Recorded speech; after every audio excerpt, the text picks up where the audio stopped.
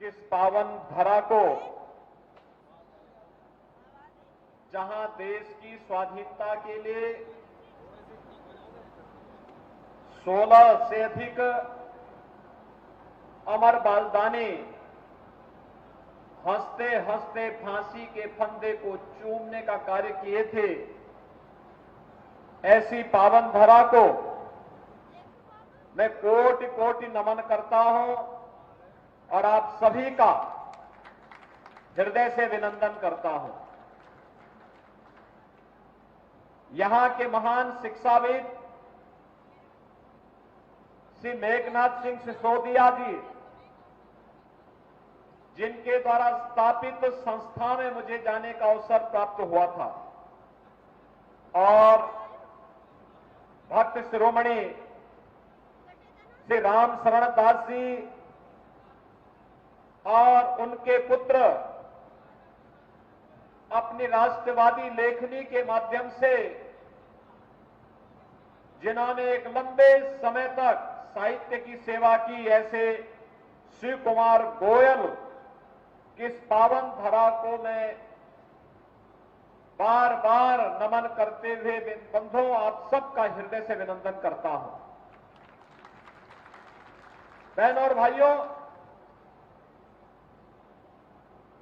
अपनी अद्भुत हस्तशिल्प और कला के लिए यह क्षेत्र विख्यात है। यहां का हैंडलूम दिल्ली में और एनसीआर में, नोएडा और गुड़गांव के बावजूद पिलखवा के हमारे हस्तशिल्पी और कारीगरों ने अपने हुनर का लोहा हैंडलूम के माध्यम से मनवा ही दिया। मैं ऐसे सभी हस्तशिल्पी और कारीगरों का भी हृदय से अभिनंदन करता हूं। मंच पर उपस्थित भारतीय जनता पार्टी के क्षेत्रीय अध्यक्ष श्री सत्येंद्र सिसोदिया जी, उत्तर प्रदेश सरकार में मंत्रिमंडल के मेरे सहयोगी श्री सुनील शर्मा जी, नरेंद्र कश्यप जी, लोकसभा गाजियाबाद के प्रत्याशी श्री अतुल गर्ग जी, जिला अध्यक्ष नरेश तोमर जी, जिला प्रभारी सतपाल सैनी जी, लोकप्रिय विधायक श्री धर्मेश तोमर जी, पूर्व क्षेत्रीय अध्यक्ष श्रीमती लज्जा रानी गर्ग जी, जिला पंचायत के अध्यक्ष श्रीमती रेखा नागर जी, आज के इस कार्यक्रम में उपस्थित सहयोगी दल राष्ट्रीय लोक दल के जिला के अध्यक्ष श्री रविंद्र चौधरी जी, राष्ट्रीय महामंत्री त्रिलोक त्यागी जी, अशोक गोयल जी, मंच पर उपस्थित भारतीय जनता पार्टी के हमारे सभी पदाधिकारीगण, उपस्थित साटा 84 से जुड़े हुए धौलाना विधानसभा क्षेत्र से जुड़े हुए मेरे सभी बहनों और भाइयों, रामनवमी के अगले दिन ही मुझे इस क्षेत्र में आने का अवसर प्राप्त हुआ है। बहनों और भाइयों, कल आपने अयोध्या धाम में देखा होगा, सूर्यवंश के शिरोमणि मर्यादा पुरुषोत्तम प्रभु श्री राम को ठीक दोपहर में 12 बजे भगवान सूर्य की किरणों से कैसे अभिषेक हो रहा था। पूरा सनातन भारत गौरव से आलोकित हो रहा था। यह अद्भुत क्षण हम सबके सामने कैसे आया, यह आप में से किसी से छुपा हुआ नहीं है। और बहनों और भाइयों, इस प्रकार के क्षण बार बार हमारे जीवन में आए, ये जीवंतता निरंतर बनी रहे, इसी का आह्वान करने के लिए आज गाजियाबाद संसदीय क्षेत्र में आप सबसे संवाद करने के लिए मैं आपके बीच आया हूं। बहनों और भाइयों, पहले चरण का चुनाव कल संपन्न होगा और दूसरे चरण में गाजियाबाद में आपको लोकसभा के लिए अपने प्रत्याशी को चुन करके भेजना है। पूरे देश के अंदर आज एक ही लहर है, एक ही स्वर गूंज रहा है और उत्तर, दक्षिण, पूरब, पश्चिम मुझे इस दौरान लगभग 5 से 6 राज्यों में जाने का अवसर प्राप्त हुआ और बहनों और भाइयों, जो जनता की आवाज है वह जनता की आवाज आज देश की आवाज बन रही है और वह आवाज है कि फिर एक बार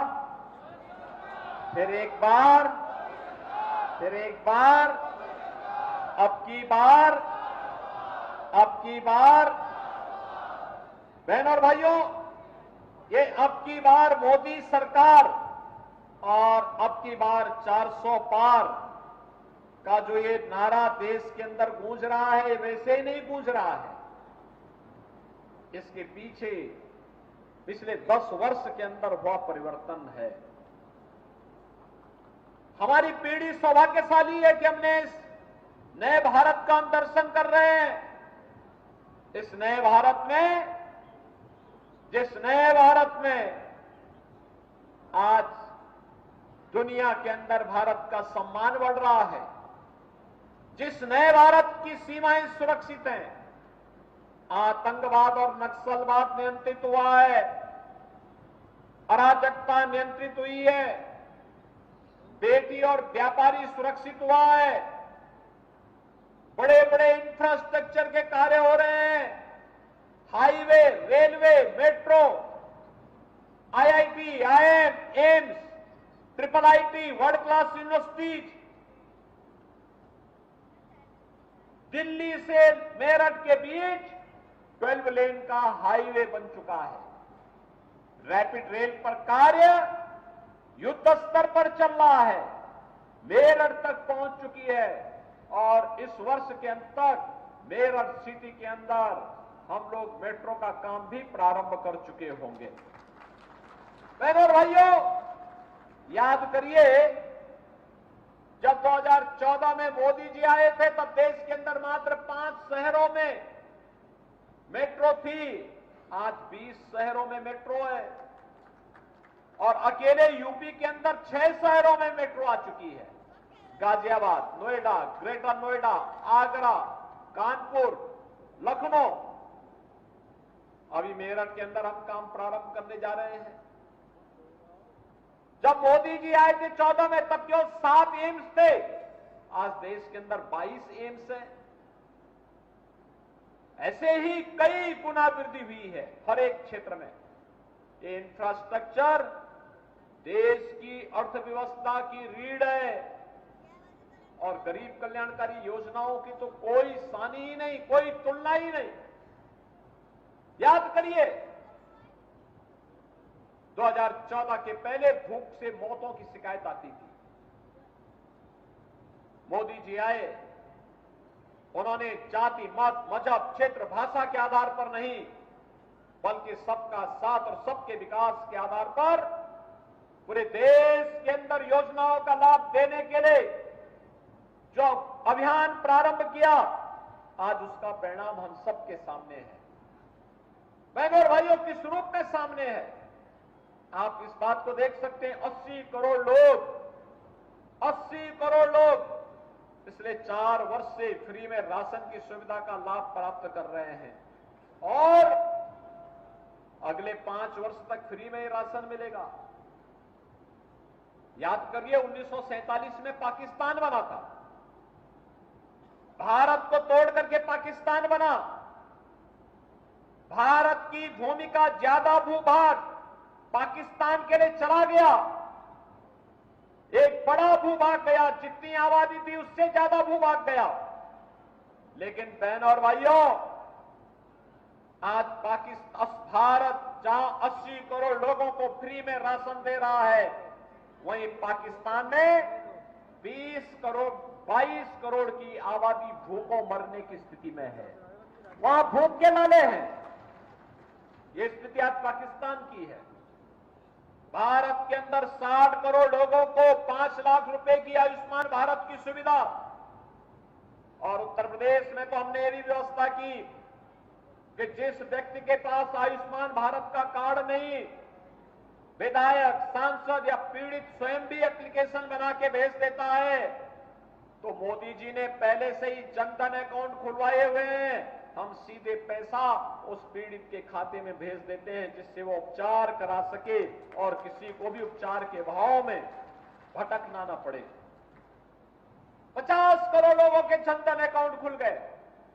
12 करोड़ किसानों के लिए प्रधानमंत्री किसान सम्मान निधि का लाभ, 12 करोड़ घरों में शौचालय का निर्माण, 10 करोड़ गरीबों के घर में उज्ज्वला योजना के एलपीजी के फ्री के कनेक्शन, 4 करोड़ गरीबों के लिए मकान बन जाना, 2.5 करोड़ घरों में बिजली के कनेक्शन मिल जाना, ढेर सारी ऐसी गरीब कल्याणकारी योजनाएं। जितनी पाकिस्तान की आबादी है, उससे बड़ी आबादी भारत के अंदर पिछले 10 वर्ष में गरीबी रेखा से मुक्त होकर के एक खुशहाल जीवन यापन कर रही है। बहनों और भाइयों, जो ये परिवर्तन आपको देखने को मिल रहा है, देश के अंदर जो ये परिवर्तन है, ये परिवर्तन का कारण केवल और केवल देश के यशस्वी प्रधानमंत्री श्री नरेंद्र मोदी जी हैं। और इसलिए बहनों और भाइयों, जो आपने कल अयोध्या में देखा, भगवान राम का भगवान सूर्य के द्वारा सीधे सीधे तिलक हो रहा है, पूरा देश और पूरी दुनिया देख करके उत्साही थी, उत्साह और उमंग में थी। 500 वर्षों के बाद रामलला को अपनी जन्मभूमि पर अपना जन्मोत्सव मनाने का अवसर प्राप्त हुआ। बहनों और भाइयों, मैं पूछना चाहता हूं, ये जो कार्यक्रम कल अयोध्या में हुआ, कांग्रेस, सपा, बसपा की सरकारें होती तो क्या ये हो पाता? क्या ये लोग कर पाते? राम मंदिर का निर्माण कर पाते क्या? जम्मू कश्मीर में धारा 370 हटा पाते क्या? 3 तलाक की कुप्रथा को समाप्त कर पाते क्या?